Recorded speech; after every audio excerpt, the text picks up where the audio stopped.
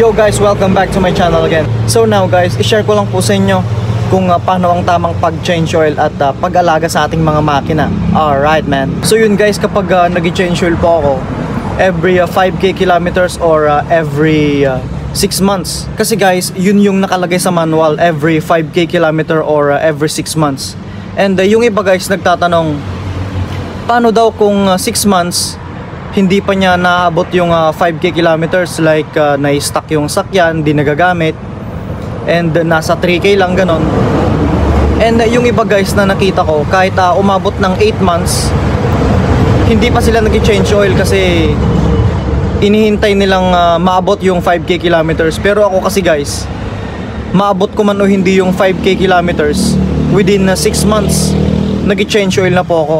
And kapag 6 months na guys, halimbawa kapag 4 months pa lang, 5 months pa lang is 5k kilometers na yung natakbo ng kotse ko, nag-change oil na po ako nun kasi yun yung nakasulat sa manual guys eh. And yung isang mekaniko guys, I asked him and sabi ko, sir, paano kung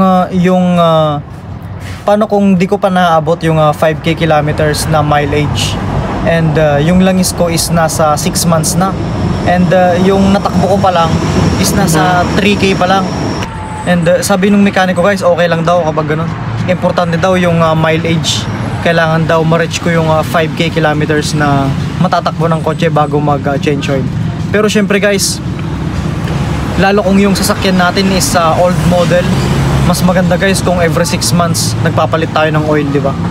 Syempre mas alaga kapag ganun. Alright man. And nasa inyo pa rin guys, nasa inyo pa rin ang diskarte sa pag-alaga ng mga kotse nyo. Kasi guys, yung iba halimbawa yung langis nila is semi-synthetic, that's 5k kilometers. Yung iba guys pinapaabot ng 6k, 7k kilometers. And yung iba guys umaabot ng 7 to 8 months.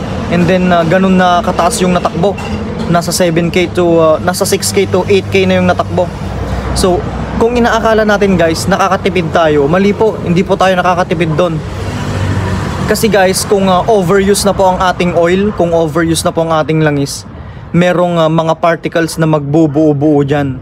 And yung mga particles na yun na magbubuo-buo, yun na po yung gagasgas sa ating engine, sa ating makina. Alright. So yun guys. And then yung iba guys na kilala ko, grabe, every 3k nagpapalit na po sila ng oil. Grabe, di ba? Basta may budget ka guys, and kailangan guys i-priority talaga natin yung change oil ng makina, itong maintenance ng ating sasakyan. Kasi guys, syempre gagamitin natin to sa ating paglalakbay, di ba? Alright. Okay guys, I hope nakatulong po sa inyo yan. And don't forget to follow, like, and share. Alright man.